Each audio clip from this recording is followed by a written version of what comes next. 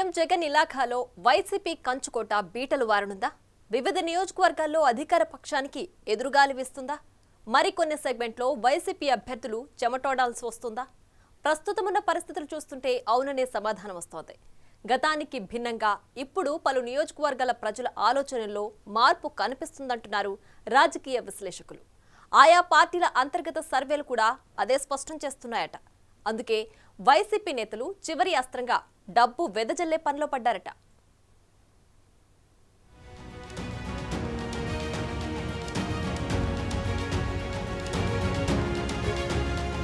CM సొంత జిల్లాలో ప్రజలు తమ అభిప్రాయాన్ని బహిరంగంగానే చెబుతున్నారు. పబ్లిక్ వాయిస్ వింటుంటే కడప, మైదుకూరు, పొద్దుటూరుల్లో కొంత మొగ్గు తెలుగుదేశం వైపే ఉందంటున్నారు. కమలాపురం, జమ్మలమడుగుల్లో హోరాహోరీ పోరు తప్పదంటున్నారు.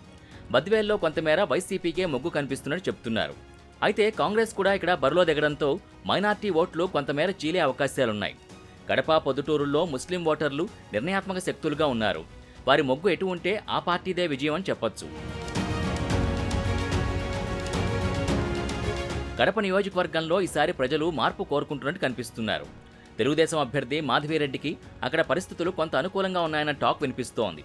వైసీపీ తరపున డిప్యూటీ సీఎం ఎమ్మెల్యే అంజాద్ బాషా వరుసగా 2 సార్లు గెలిచి 3వ బరిలో ఉన్నారు. ఆయనపై తీవ్ర వ్యతిరేకత ఉంది. పలు సందర్భాల్లో అది బహిర్గతమైంది. అభివృద్ధిని గాలికి వదిలేశారని, సమస్యల్ని పట్టించుకోలేదని ప్రజలు ఆగ్రహం వ్యక్తం చేస్తున్నారు. ఆయనపై అవినీతి ఆరోపణలు కూడా వెల్లువెత్తుతున్నాయి. పెద్ద దర్గా పరిధిలోని ఓ కాలనీలో తాగునీటి సమస్య పరిష్కారానికి చర్యలు తీసుకోలేదని ముస్లిం ప్రజలు తీవ్ర ఆగ్రహంతో ఉన్నారు.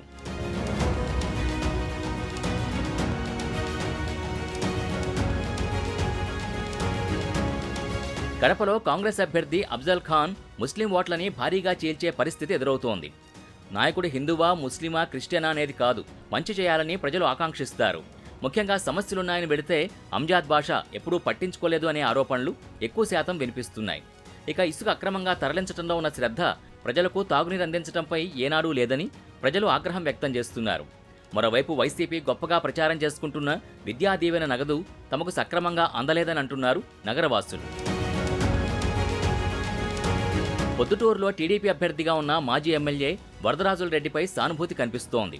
బీసీ ఓటర్లు కీలకంగా ఉండే ఆ సెగ్మెంట్లో టీడీపీ బీసీ నేత నందం సుబ్బయ్య హత్య ఆ వర్గీయుల్లో వైసీపీపై వ్యతిరేకత పెంచిందంటున్నారు. ఇసుక మాఫియా, క్రికెట్ బెట్టింగ్ ఇలా దేన్ని వదలకుండా రాచమల్లు దోచుకున్నారని, అభివృద్ధిని మాత్రం పట్టించుకోలేదని స్థానికులు ఓపెన్గానే చెప్తున్నారు. మరోవైపు బంగారు అంగళ్ల వ్యవహారం, తాత్కాలిక మార్కెట్లో గదుల కేటాయింపులకు సంబంధించి వసూళ్లు, బినామీ పేర్లతో చర్చి భూములు కొనుగోలు వంటి అంశాలతో ఆయా వర్గాల వారు ఎమ్మెల్యేపై తీవ్ర వ్యతిరేకతతో కనిపిస్తున్నారు. ఈ పరిస్థితి గమనించే రాచమల్లు ప్రలోభాల పర్వానికి తెరలేపుతున్నారట.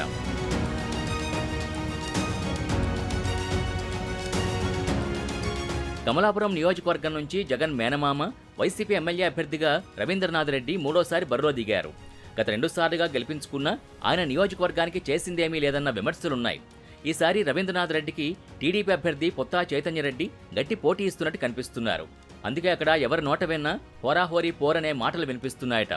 రవీంద్రనాథ్ రెడ్డిపై అవినీతి ఆరోపణల ప్రభావం ఎన్నికల్లో ఎక్కువ చూపే అవకాశం ఉందంటున్నారు రాజకీయ విశ్లేషకులు. మరి సొంత జిల్లాలో ఈ పరిస్థితిని జగన్ ఎలా చక్కబెట్టుకుంటారో చూడాలి.